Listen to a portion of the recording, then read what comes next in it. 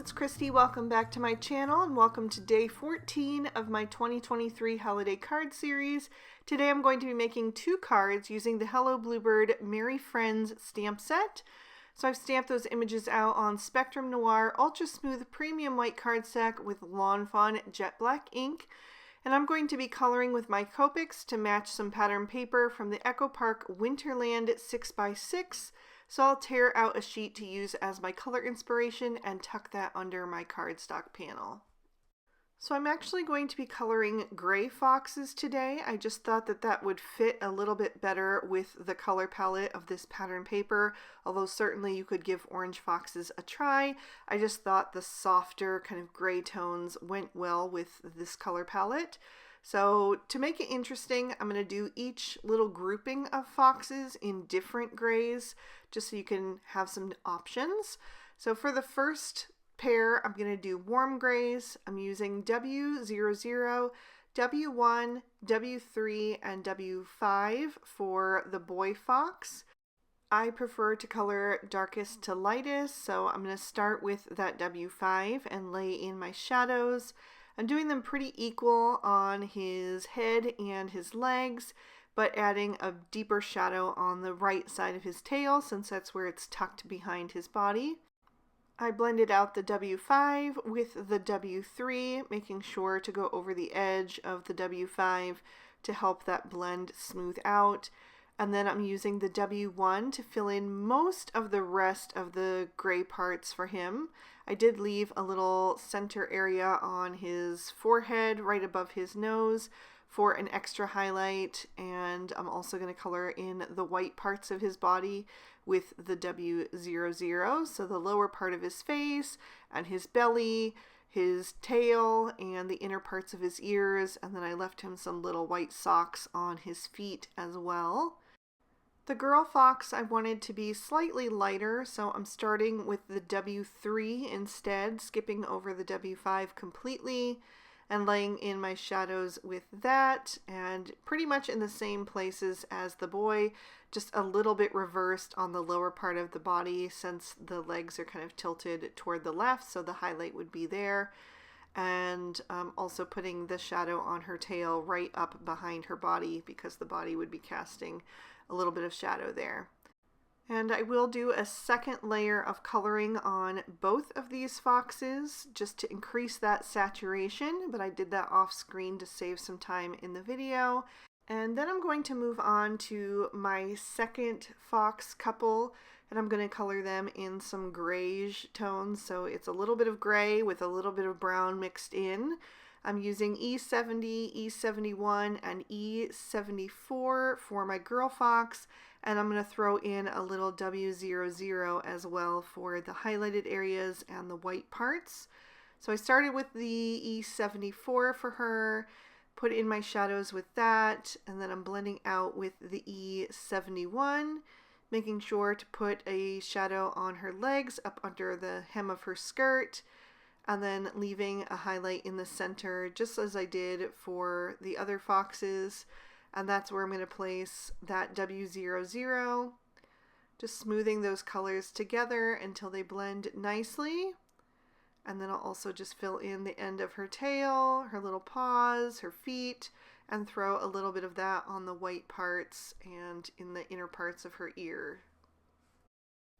Again, I wanted the boy fox to be just a shade darker, so I decided to bring in E77 and added that for his shadows.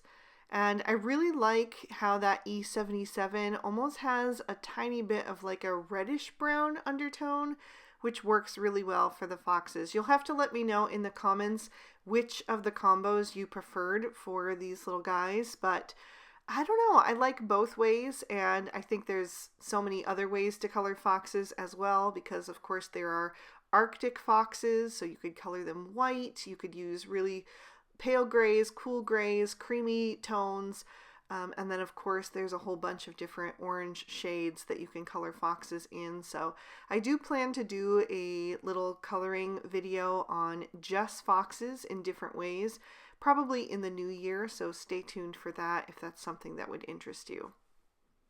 I am going to do a second layer on this fox couple as well, again to increase the saturation and just smooth out any harsh lines in the blend, although these colors did blend fairly nicely.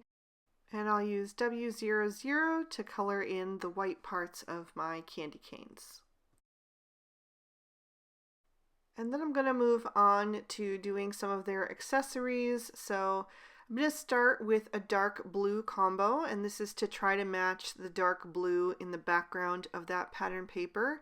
I'm going to use B95, B97, and B99. I'm starting with the first Boy Fox's jacket and using that B99 for my shadows, the B97 for the midtone, and then adding a little bit of highlight with that B95.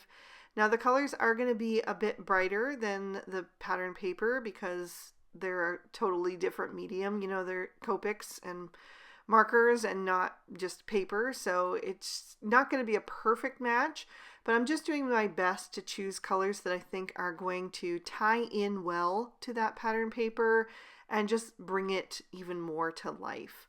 I'm going to do the other Boy Fox's jacket in these blue tones as well because I just thought that they kind of reminded me of like a high school jacket. I used to have a high school jacket that was navy blue, so it just kind of reminded me of that.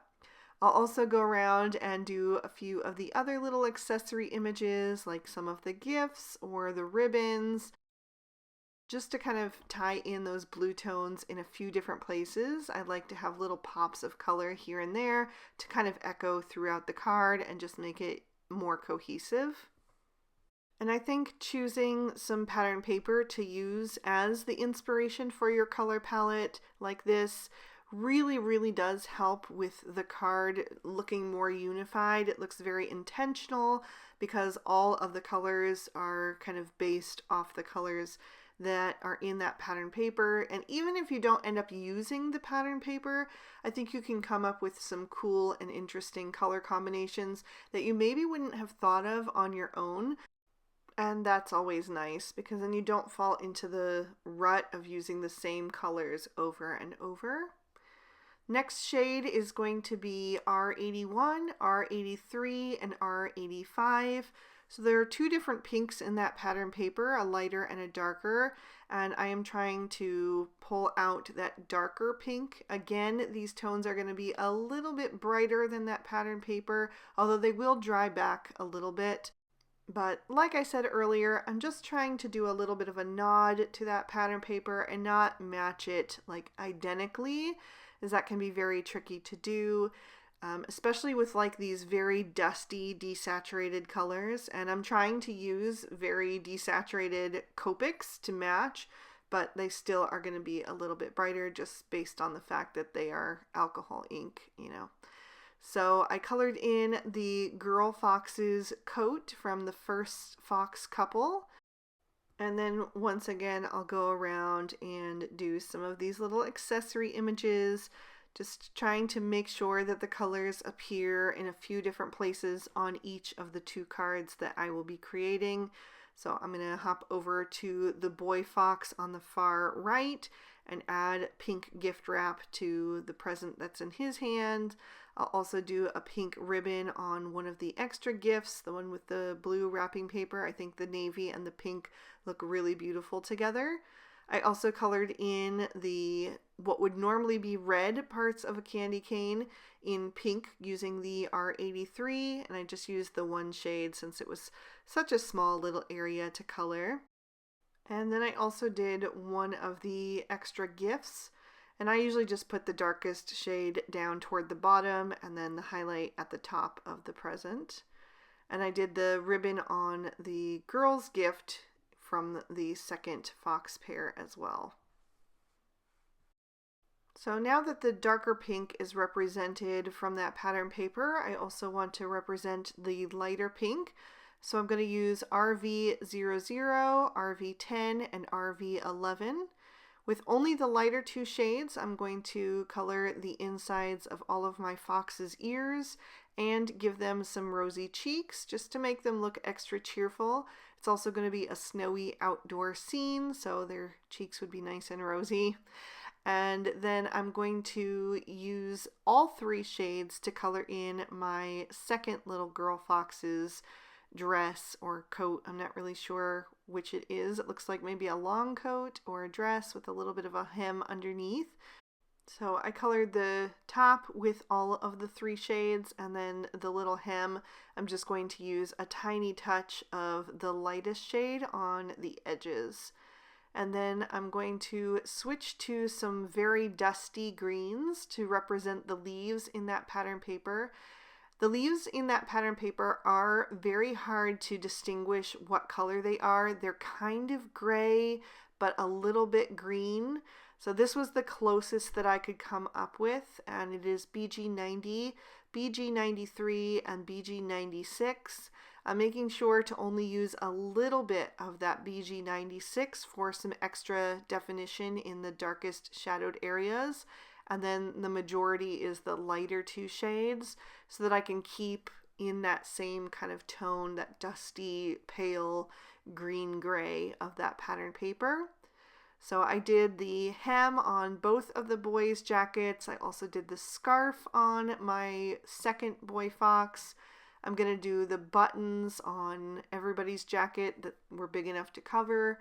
And then I'm going to do pretty much all the rest of the accessory images that haven't been colored in with this combo, because I just wanted to keep the color palette to exactly the shades that are in that pattern paper and not introduce any extra colors. So I'll do the scarf of my first little fox girl and just put that shading where that fabric is kind of folded around her, and then the highlight would be in front where the fabric is sticking out the furthest. And then I'll do that last little gift.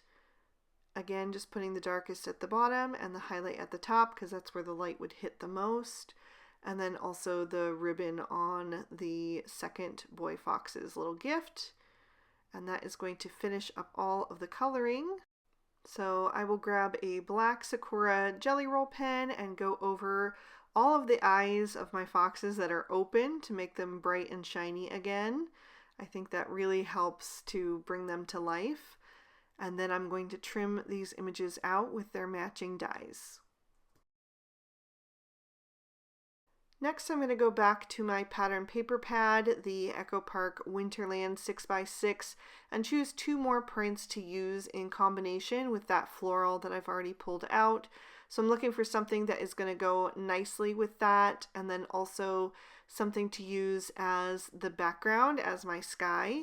And so I chose this kind of gray-green background with the snowflake for that. But I'm still looking for something to fit with that floral, and I was kind of thinking pink, and I decided to go with this little snowfall print. It has little white polka dots in a scattered pattern that kind of resemble falling snow. So those are the 2 that I am going to die cut with the Hello Bluebird Gallery Frame 2. And then I will swap the inner section of each of those die cuts so that we have 2 different frames. And that's why I decided to make 2 cards at once today, because it doesn't take that much extra time. And the frame already is going to make 2, so why not? So to keep these together, I'm just going to tear off some Scotch regular magic tape. And then I'm going to tear that down the center as well to make it thin enough. And I will tape the 2 parts of that die cut together so that I can use them as one unit, because I want to pop these up on my card with some foam tape, and it'll just be a lot easier to do that if they are kind of held together already. So I'm going to do this for both of those frames, and I only need 2 strips of tape for each of those, because one goes on each side, the longer piece, and then one goes on top and bottom, the shorter piece. Then I'm going to work on my sentiment, so I'm popping a piece of white cardstock in my Misty, and I do have my Waffle Flower 6x6 grip mat in there, which is why I don't need to use any magnets. That grip mat is holding that white cardstock in place while I do my stamping. I'm going to stamp in Lawn Fawn Deep Sea ink. And I'm using the sentiment that says, wishing you love, peace, and joy this holiday season. The sentiments I'm going to do identical on both cards just to keep it easy. So I'm going to pop that out, and then I'll do a second one off screen. And then I'm also going to do my card bases identically for both cards. I'm using Lawn Fawn Sage Leaf cardstock, and I'm going to keep stamping in that same ink. And I'm using the other two foxes in the stamp set that didn't make it to the front of the card. Also that little gift and the sentiment, bring on the merry. And then I have also trimmed down 2 white pieces of cardstock with the Hello Bluebird Hill and Dale dies. So I'm going to flip over my frames, peel off the release papers from the foam tape just where I need it for now, and then add that snowdrift right over the top section of the card. So that leaves the bottom section free for my sentiment. And I'm just lining up that snowdrift from the back because that makes it nice and easy to see where that foam tape is and where it needs to be adhered exactly. Then I can peel off the rest of the release papers, and I'm going to line up the snowflake print the same way. So I'm just going to flip that over and line it up from the back, and then I'll make sure that I get it on there nice and straight. I'll also add a little bit of liquid glue over the snowdrift just to make sure that everything is adhered really nicely. So I'm just pressing the first one into place, and then I'll do the same with the second one. There was a tiny little piece of tape that didn't have its release paper pulled off, so I just did that quickly and then lined up that second panel, and then I'll flip those over and you can see how that's looking so far.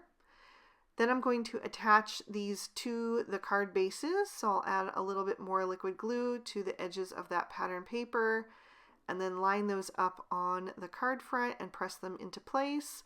I had a little extra piece of sticky tape at the top there, so I just pulled that off. And then I'm going to do the second card front exactly the same. So I'm not somebody who loves mass producing cards. I really like to make unique cards, and so I do make every card different. But for this case, I kind of don't mind. It made it really easy to assemble these cards, to do them in similar ways, and there's still enough differences between swapping out the pattern paper on the frames and using different foxes for my focal images and also the different color palette for the 2 foxes, that it kind of satisfied that need of mine to make unique cards. But I mean, these would be super easy to mass produce if you wanted to. You could do a whole bunch of cards like this and just have a little bit slightly different frames from the different pattern paper that you use. So I'm adding some foam tape behind my sentiment and then popping that up in the lower part of the card, and then also adding some foam tape just behind the fox's heads where they are sticking above that snowdrift, because the snowdrift is popped up.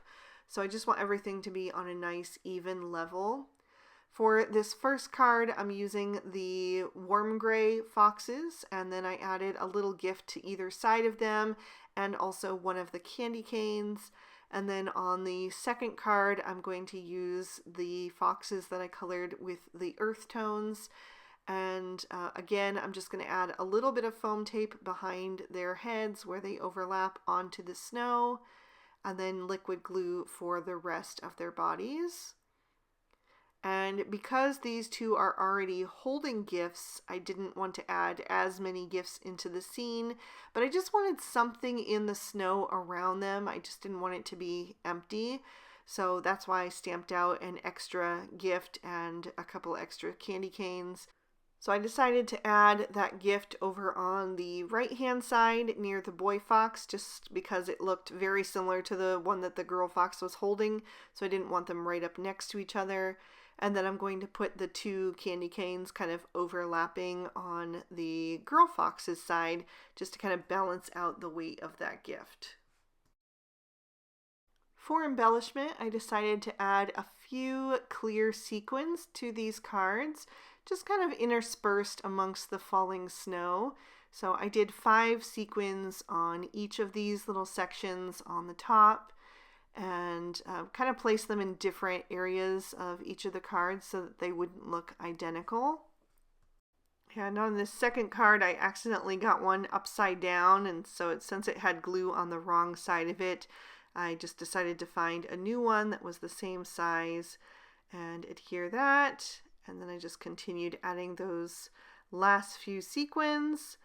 And then I let that dry for maybe a minute, and then I'm going to add in some Stardust stickles and just fill in all of the holes of the sequins. I think it makes the sequins look a little bit more finished, and it also is just another opportunity to add a little extra bling to your card. So once I've done that, I also wanted to add a bit of glitter to some of the images. So I'm going to put it on all of the bows on the gifts and also to the candy canes. I put it on the buttons of the first little girl's jacket and the trim on the boy's jacket, and then also to the girl's scarf. And then on the second card, I'm kind of doing the same. I'm putting it on the ribbons on the gifts and to the candy canes. And I also put it on the hem of her dress and on his buttons. And that is going to finish up both of these cards. So I will lift them up so you can see a little bit more of the detail and catch some of that sparkle and shine. And I'll give you another peek at the inside of the cards as well. I really hope you guys enjoyed these. Again, let me know which color combination you prefer for these gray foxes. I would love to hear. And if you liked it, please be sure to hit that thumbs up button and leave me a comment down below. You can subscribe if you haven't already, and ring that notification bell if you want to be alerted whenever I post a new video. All of the products that I use will be listed and linked for you in the description bar below in case you'd like to pick up anything for yourself. And I'll add in day 14 of the previous 2 years of holiday card series on screen right here in case you'd like to continue watching. Thank you so much for spending your time with me today. I really hope that you had a good one, and I will see you soon in another video. Thanks so much for watching. Bye-bye.